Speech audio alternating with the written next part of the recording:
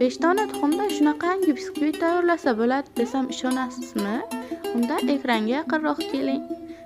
Avvalo idishimizga 5 dona tuxum, 12 osh qoshiqda oddiy suv va 16 osh qoshiqda shakar, 1,5 osh qoshiqda Avalex va 1,5 choy qoshiqda razvedritelni solib, ustidan 23 osh qoshiqda unimizni solib, yaxshilab 7 daqiqa mikserlab olamiz.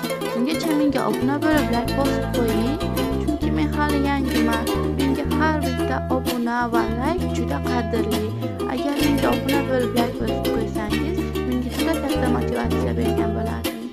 7 daqiqa mikserlaganimizdan keyin 1,5 osh qoshiqda o'simlik yog'ini solib, yana 3 daqiqa davomida mikserlab olamiz.